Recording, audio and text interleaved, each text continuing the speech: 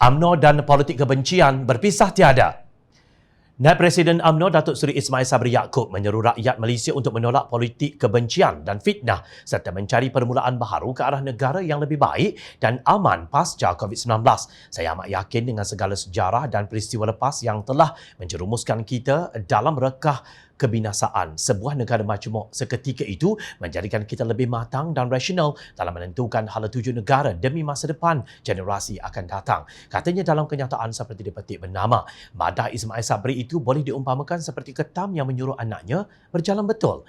Baru sahaja Ketua Pergerakan Pemuda UMNO Datuk Dr. Ashraf Wajdi disekolahkan oleh Dr. Mazli Malik di atas fitnah beliau bahawa buku teks sejarah tingkatan 4 mengagungkan komunis adalah hasil karya Pakatan Harapan selama 22 bulan mentadbir negara ini. Menurut Ashraf, perkara ini adalah usaha terancang Pakatan Harapan menanamkan benih ideologi Malaysia dan secara halus menyuci pemikiran pelajar bahawa fahaman sosialis dan komunis tidaklah buruk, malah diangkat sebagai antara ideologi yang memperjuangkan kemerdekaan.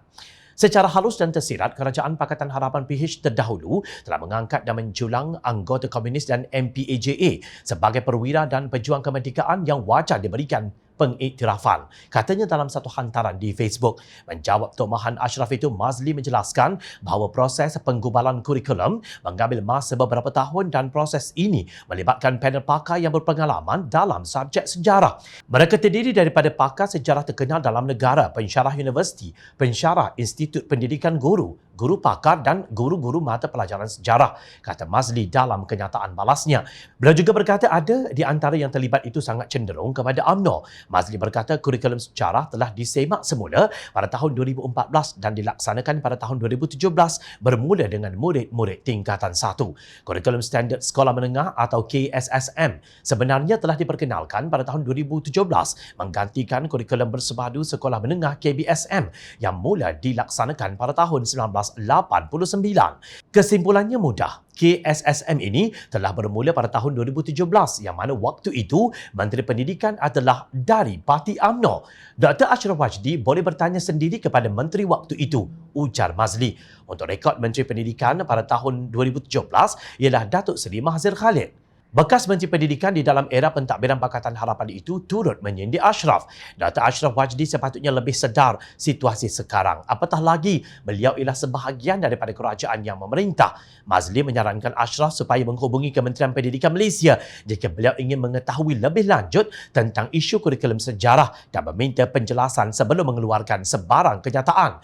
Dr. Ashraf Wajdi juga boleh meneliti sendiri senarai pakar rujuk kurikulum sejarah dan buku teks sejarah Kementerian Pendidikan Malaysia KPM iaitu Profesor Madya Syam Rahayu Aziz UIAM, Profesor Kamaruzzaman Yusof UTM, Profesor Emeritus Abdullah Zakaria Ghazali dan Dr. Ho Hui Ling UM, Profesor Siva Murugam Pandian USM, Profesor Madya Rohani Adugani UKM dan Profesor Madya Belcia Bala UMS. Adalah lebih tepat sebenarnya jika Dr. Ashraf bertanya kepada pakar-pakar ini daripada menuduh saya dan Pakatan Harapan secara membotatuli, tegas Mazli. Bagaimana sekarang? Tidakkah Ketua Pemuda UMNO ini berasa malu kerana tersalah terjah? Tetapi begitulah puratanya sikap pemimpin UMNO. Apabila mata hati telah ditutup, ijazah ilmu akhirat, kedoktoran atau kepakaran sains tidak lagi berguna. Hujah mereka sudah sama dengan gerombolan politik longkang. Seolah-olah UMNO kini akan pupus jika pemimpinnya tidak menyemarakkan politik kebencian. Sedangkan pemimpin UMNO dahulu berjuang demi negara tanpa kelipan ratna dan permata. Cubalah spin lagi Ashraf.